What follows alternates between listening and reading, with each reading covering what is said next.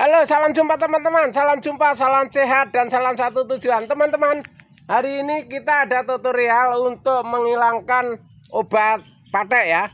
Jadi kita di kebunnya Mas Budi ini, hitung-hitung itu ada kena virus ini, virus patek ini. Tapi sebelum pembahasannya jangan lupa ya, subscribe, komen, dan like dulu ya, supaya video yang akan datang bisa muncul lagi di beranda kalian ya. Jadi minta bantu di subscribe supaya akun kita berkembang dengan bagus teman-teman ya. Karena ini sambil memberantas cara mengobati tutorial patek ini ya. Patek ini, patek alias virus ini teman-teman, teman tani ini yang harus diwaspadai, karena di toko obatnya belum begitu pas ya. Di toko itu obat menyegah bukan menyembuhkan ya, menyegah aja ya, mengurangi ya, bukan artinya menghilangkan patek ini. Kalau patek ini hilangkan itu pakai tangan sendiri teman-teman. Kalau kuncinya kita ngilangkan patek ini, tangan kita sendiri, punguti sampai habis, masukkan kantong kresek, dibakar. Itu cara kerja kita ya, bukan kita hanya petik buang teman-teman ya. Kalau petik buang kita nambah banyak. Jadi kalau kita petik, kita buang di bawahnya, untuk suhu tanah malam itu masuk ke yang muda gini teman-teman. Ini jadinya ya, yang ini pindah ke sini, jadi nggak ada gunanya. Jadi kalau teman-teman yang punya tanaman cabenya kena virus, sambil nyemprot bawa kantong kresek, dipunguti. Kalau parah dipunguti semua dulu, diambili semua dulu, sampai bawah-bawahnya disapu ya. Kalau bisa jangan sampai satu pun yang ketinggalan di bawah, dikumpulin langsung dibakar ya teman-teman ya.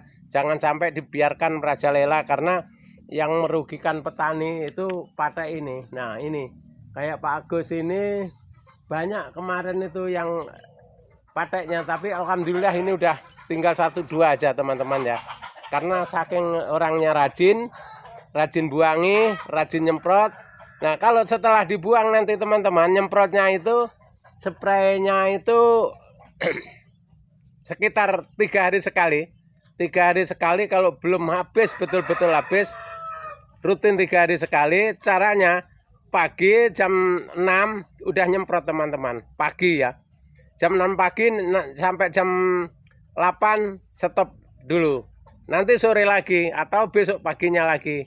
Jangan langsung panas itu jangan disemprot teman-teman ya. Pagi aja. Jam 6 sebelum matahari terbit itu langsung kita semprot. Supaya patek-patek ini langsung nggak kena panas, dia langsung kena obat itu teman-teman ya. Kalau sampai kena panas, obatnya itu larut, nggak nempel itu ya. Jadi teman-teman tani yang punya cabai, jangan ngeluh, jangan bagaimana cara obatnya, rajin aja ambilin sendiri ya.